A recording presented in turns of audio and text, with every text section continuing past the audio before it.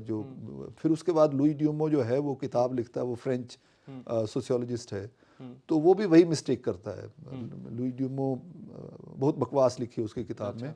तो वो एक तो ये कहता है कि हाँ भाई, जो आप इनइक्वालिटी की बात करते हैं ना, बकवास क्यों मानते हो सर? मैं बता रहा हूँ उसकी बात है। जब वो बात करता है ना इनइक्वालिटी की, वो कहता है हिंदुओं में कोई इनइक्वालिटी वाला जिस तरह से हम इनइक्वालिटी को समझते हैं ना, वो नहीं है। अच्छा। क्योंकि जो हिंदू कल्चर है, इंडियन कल्चर है, उसमें जो ताकत है, पावर है, जिसको बोलते हैं शक्ति है, उसका सामाजिक संबंधों के साथ कोई रिश्ता नहीं है। अच्छा। वो ये कहता है कि इंडिया में तो पावर के थ्रू आप समझ नहीं सकते इनइक्वालिटी। जो इनइक्वालिटी है वो हमारा कल्चरल ट्रेट है, वो रिचुअल प्रैक्टिस के थ्रू होती है। जो एक आदमी जो अनटचेबल है ना, उसके लिए सबसे इंपॉर्टेंट बात है जो उसको धर्म करने को दिया गया है, उसी को निभाए। तो वो ये कहता है कि इंडिया में कोई डिसकंटेंट नाम की चीज़ ही नहीं है।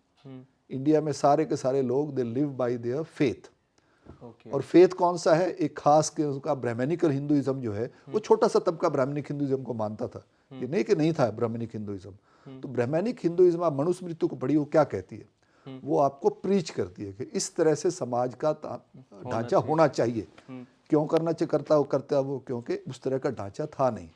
वो सूट करता था सब लोगों को कि हाँ भाई, तुम तो एक दलित के घर पैदा हुए हो, तुम्हारा काम है दूसरों की टट्टी साफ करना या गांव की सफाई रखना, उसके अलावा तुम्हें कुछ नहीं करना। तुम उसके नज़दीक नहीं जाओगे। अगर तुम्हें पंडित के हाथ का पानी पिया तो तुम्हारा भी जन्म भ्रष्ट हो गया। तो वो एक कहानी इस तरह से बनाई गई है कि उसमें कोई प्रॉब्लम नहीं है, इंटरनली कोई प्रॉब्लम नहीं है।